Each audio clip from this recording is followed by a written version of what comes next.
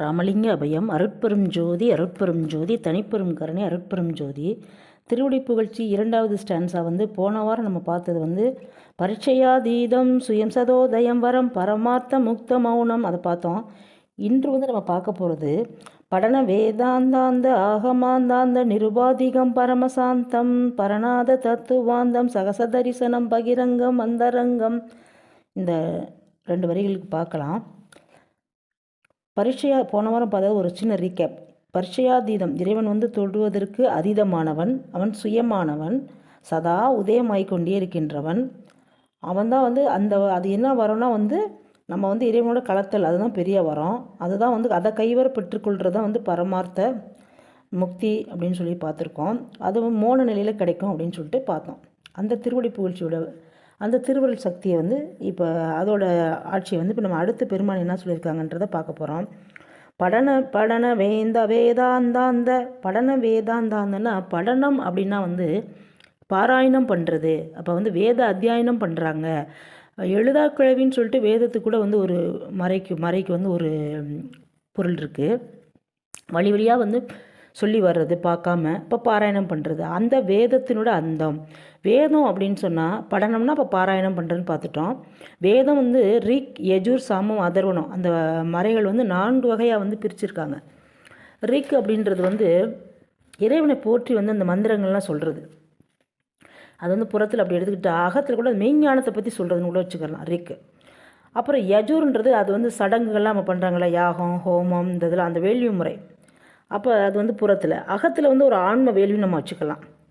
அப்போ ரிக்குன்றது இறைவனை போற்றுன மந்திரங்கள், யஜுர்ன்றது சடங்குகள் வேள்வி முறை இதெல்லாம் பண்ணுறது, அது ஒரு பிரிவு.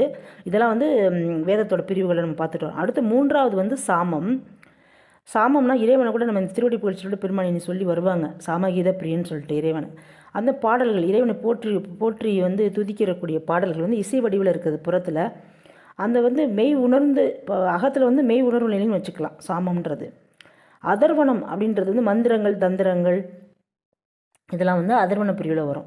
அப்போ இந்த வேதங்கள் கூட இறைவனை இறைவனோட திருவடியை கூட பார்க்க முடியலையா. இந்த வேதத்தினோட அந்த இதோட முடிந்த முடிவு அது ஒரு 108 உபநிடதங்கள் இருக்குது. அப்போ வேதாந்தாந்தம் அப்படின்னா உபநிடதங்கள் 108. அப்போ இவை எல்லாமே சேர்ந்து கூட இறைவனை கால் திருவடி கூட பார்க்க முடியல. அந்த பரம்பொருளை எட்டவே முடியல அவங்களால. அந்த திருவடியை எதே தேடிக்கிட்டு இருக்காங்களாம். அந்த அதை அந்த பாராயணம் பண்ணக்கூடிய அந்த வேதத்தினோட அந்தங்கள் அந்த வேதத்தினோட அந்தம் 108 உபநிடதங்கள் அதெல்லாம் தேடிட்டு இருக்குது.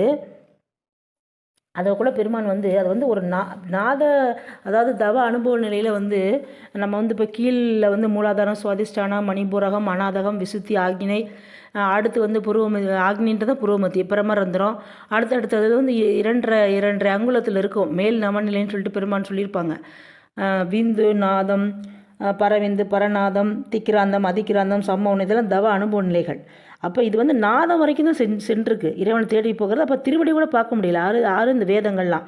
இதை கூட பெருமான் திருவடி பெருமையில் பாடலில் சொல்லியிருப்பாங்க. நாதவரை சென்று மறைவோர் அனந்தம் கோடி நாடி இழைத்திருந்தன ஆகமங்கள் பரநாத போதவரை அப்படின்னு சொல்லிட்டு பரநாத போதவரை போந்து பல முகம் கொண்டு தேடி அப்படிலாம் தேடி கண்டுபிடிக்க முடியல இறைவனை பற்றி முழுமையாக. அதுக்கும் அப்பால் இறைவன் இருக்கிறான். அப்போ இறைவனை தேட முடியல அந்த வேதங்கள்லாம். இதுக்கும் மேலே எவ்வளவோ நிறைய படிநிலைகள் இருக்குது. அப்போ அது திருவடி இறைவனுடைய திருவடியை கூட தேட முடியலை அப்படின்னு சொல்லிட்டு பெருமான் இந்த திருவடி புகழ்ச்சியில் சொல்கிறாங்க. அடுத்து ஆகமாந்தம். அப்போ ஆகமாந்தம்னா அதாவது வேதத்தினுடைய உரை நூலாக தான் கடவுளை அனுபவம் பெறதுக்கு தான் சைவ ஆகமங்கள் 28 தான் சொல்லியிருப்பாங்க. அந்த வேதத்திற்கே எட்டாத மெய்ப்பொருள் இந்த ஆகமங்கள் சரியை கிரியை யோக ஞானம் அப்படின்னு சொல்லிட்டு இதை பிரித்து வச்சுருப்பாங்க. இதுக்கும் எப்படி எட்ட போகுது? வேதத்துக்கே எட்டலை. அப்போ இதுக்கு எப்படி எட்ட போகுது? இதுக்கு எட்ட முடியல. வேதன்றது பதியை பற்றி இறைவனை பற்றியக்கூடிய நூல், ஆகமன்றது பசு நூல் அப்படின்னு சொல்லுவாங்க. அந்த பாச நூல்னா இதிகாசங்கள்னு சொல்லுவாங்க, ராமாயண மகாபாரதம். அப்போ இது எதுவுமே இறைவனை பற்றி முழுமையாக சொல்லலை. இந்த வேதமும் சொல்லலை, ஆகமும் சொல்ல. அந்த ஆகமங்கள் 28 இருக்குது. அது சரியகிரி யோக ஞான பிரித்து வைப்பாங்க சைவ சித்தாந்தத்தில். அந்த ஆகமங்கள் 28மே இறைவனோட திருவடியை கூட அதுவும் பார்க்க முடியலை அப்படின்னு தான் சொல்கிறாங்க பெருமானார். படன வேதாந்தாந்தம் ஆகமாந்தாந்தம் நிரு உபாதிகம் பரமசாந்தம் அப்போ நிருபாதிகம்னா உபாதைனா துன்பம், நிருபாதிகம்னா துன்பம் இல்லாதது, அந்த இன்பமானவன் அந்த இறைவன், அந்த திருவருட் சக்தி, அந்த இறைவனோட சக்தி அது வந்து எப்பயுமே வந்து துன்பம் இல்லாமல் சதா சர்வகாலமாக சதானந்தமாக சச்சிதானந்தம் நம்ம பார்த்தோம் இல்லையா, அது துன்பமே இல்லாமல் அது வந்து இன்பத்தில் தான் இருக்கும். அது என்றைக்குமே சச்சிதானந்தமாக என்றைக்குமே இன்பம் கொடுக்கக்கூடியதாக அந்த இன்பத்துக்கே முடிவற்று விளங்குற மாதிரி இருக்கும். பரத்தின இடத்துல எப்போவுமே அது வந்து இன்பமயமாகவே இருக்கும். அதுதான் வந்து நிர் உபாதிகம். அது பரமசாந்தம். அவர் வந்து எப்பயுமே அந்த மோன நிலையில் இருக்கிறனால சாந்த நிலையில் இருக்காது, பரமசாந்த நிலையில் இருக்குது அப்படின்னு சொல்லிட்டாங்க. அப்போ அந்த ஒரு வரைக்கும் பார்த்துட்டோம். படன வேதாந்தாந்த ஆகமாந்தாந்த நிருபாதிகம் பரமசாந்தம் பார்த்துட்டோம். அடுத்து பரநாத தத்துவாந்தம் சகச தரிசனம் பகிரங்கம் அந்தரங்கம், அந்த வரியை பார்த்துட்டு இந்த ஸ்டான்ஸாவை முடிச்சுக்கலாம்.